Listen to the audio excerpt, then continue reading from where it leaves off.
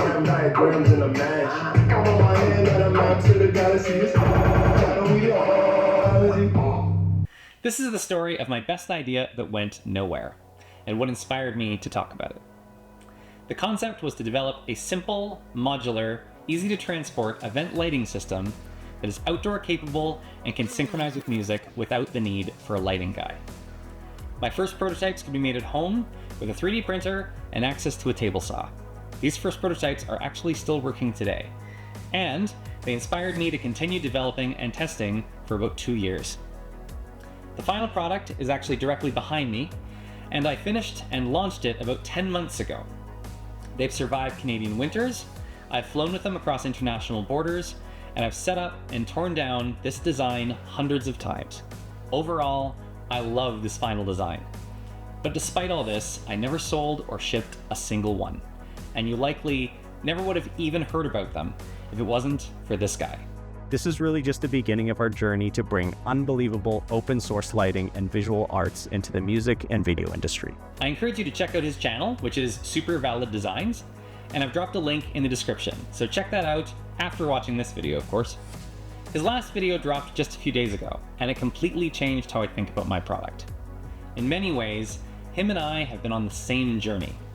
We have both been developing modular, lightweight, animated LED sticks with a focus on live events. Mine are just hanging from the roof, whereas his stand on the floor. I am, of course, oversimplifying, but I was overwhelmed by the similarities. Although the products are similar, the directions we took in developing are worlds apart. Where I got lost in the weeds trying to perfect a very specific use case, Super Valid Designs seems to have embraced the open source community, allowing him to explore the possibilities he is personally interested in, while leaving the door wide open to anyone who sees other use cases or possibilities in the product. I think this approach is genius, and I'm going to shamelessly copy this idea and make my 3D files, laser files, parts lists, and circuit board production files public for my current generation of tricycles. Yes, I said tricycles. Not tricycles, but tricycles. They are triangular, and they're designed to hang like icicles. So, tricycles. It's a working name. Let me know if you've got a better one in the comments. As these lights were designed to act just like standard addressable LED strips, they can be programmed just like any other. This means there are countless controllers and software solutions that can drive them right out of the box. I do have my own way of controlling them that I think is pretty special, but you'll have to wait until the end to see that in action. Let's stop talking about the tricycles though, and start looking at them. Here's the design speed round.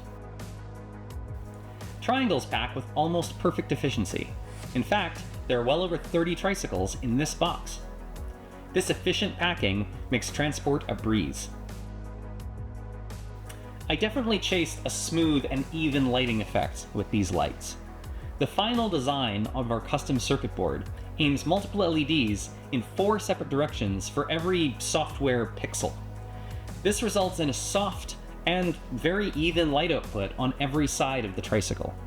We even went so far as to find a manufacturer who makes acrylic screws that are a near perfect match to the illumination surface, that sign grade acrylic we use for the outside of the casing. This allows us to balance the lighting quality without sacrificing repairability, as we can assemble the system with screws while still allowing light to pass through it. My prototypes have done 2 full winter seasons hanging outdoors in Canada and remained outside into the spring through all the freeze cycles and the constant dampness of our melting snow. I even did a completely intentional 2-story drop test onto a concrete floor with our largest prototype. This is a 13.5mm waterproof connector, often referred to in the hobby lighting industry as a Ray Wu connector. We use this 4-pin variant to get power and data into the tricycle, with the final pin being reserved to get the lighting data back out to continue on to subsequent lights. The use of this 4-pin connector means that we can vary the hanging height of each light with a single cable. This is not only a practical solution for tall ceilings, but even a small variation in the height on neighboring lights adds variety and can dramatically improve the dynamic look of the lighting setup. But what does the 4-pin connector plug into? This is a 343 connector. This little connector allows us to mount each light to any structural element on the ceiling and connect one light to the next without having to return the cable to the controller for each light. And for longer runs that need more power, we can simply create a loop back to the lighting controller to allow power to be provided from both ends of the circuit. I believe this is a great balance between the ease of installation while maximizing the lighting possibilities in permanent and semi-permanent installations, like small music venues or online streaming setups. After all, if you want to update with the seasons, you can simply unplug one of those 4-pin connections to remove your tricycle and replace it with any addressable LED fixture, like these snowflakes, which I am also releasing the production files for. But I do have to admit that fastening every single fixture to a mounting point on your roof is not very practical for single-day events, where you need to be able to set up as quickly as possible and tear down even faster. So I took it one step further. This is my chandelier concept. Again, 3D files, parts lists, and laser files are public, although I am using my own concept controller for this example, and I have not decided whether to release that yet.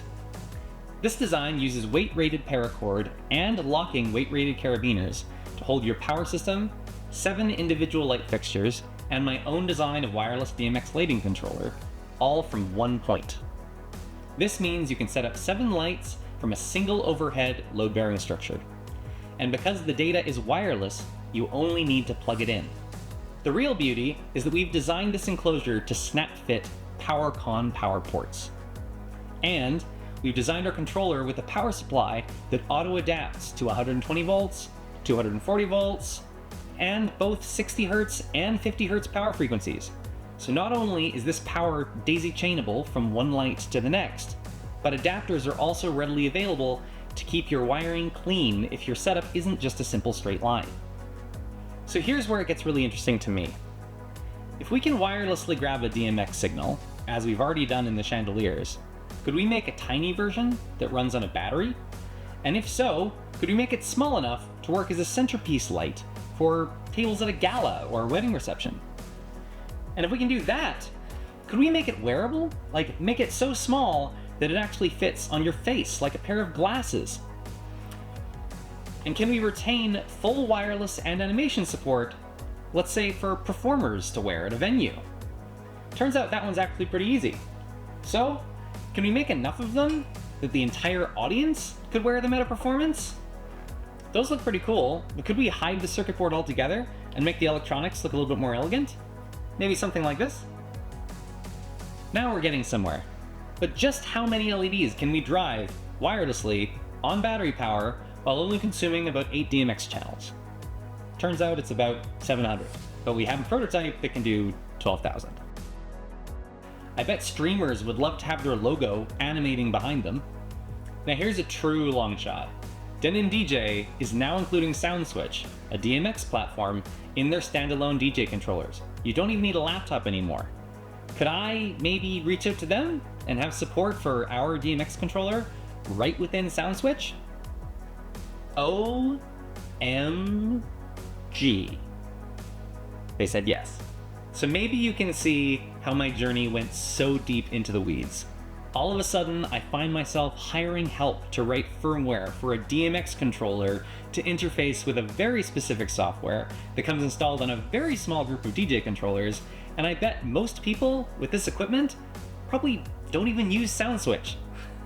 But it's so cool! All this said though, it's time to get back to the video that inspired me to make this one.